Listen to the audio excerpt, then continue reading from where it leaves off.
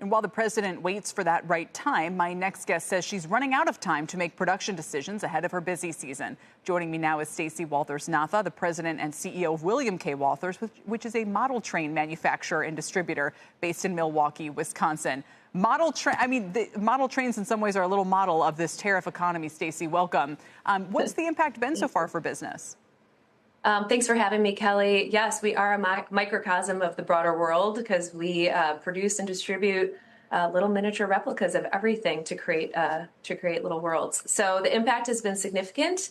While we have a lot of product that we create, and it is produced primarily in China, the highly technical stuff. And it's been, that moved about 30 years ago for certain categories of our product that we don't have reasonable alternatives here in the U.S. Not that we don't have U.S. manufacturers, we have some, but they do only segments of what we do. They do not do certain things that our customers have come to expect. So those are the things that are in question right now, and we, as a producer, have to make decisions on production, and all the distributed lines that we also represent have to make that same decision, which is a challenging one to make right now in a time of uncertainty. So give me an example. I've not bought a model train set myself, but I should. So let's say I were going to do that for my sons this year. How much would it cost normally? How much might it cost now? And at what point do you have to say, well, maybe these products aren't going to be available? Yeah, I think that I know that you have lots of kids, Kelly, and it's a perfect hobby to engage your kids in really good learning activities that can engage the whole family. A train set could be around $200 normally right now, but that could double, right? Or more than double.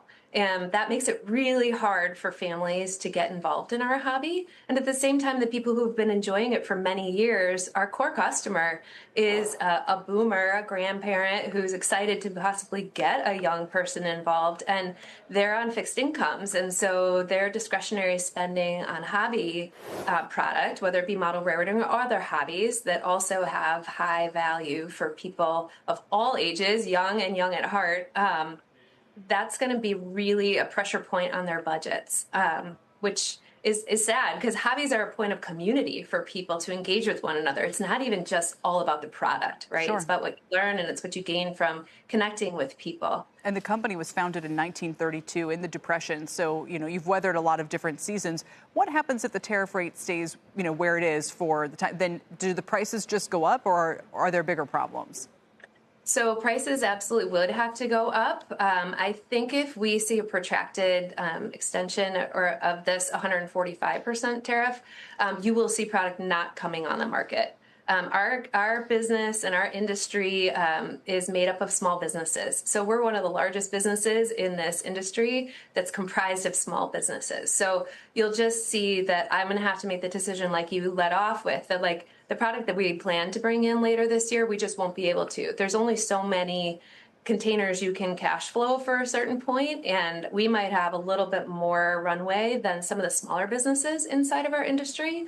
But everybody has to make those same decisions. And if you're paying, over and above what you planned or budgeted to spend on anything, you have to cut back somewhere else. So that's the trick. Have you tried to reach out? Creates a big issue.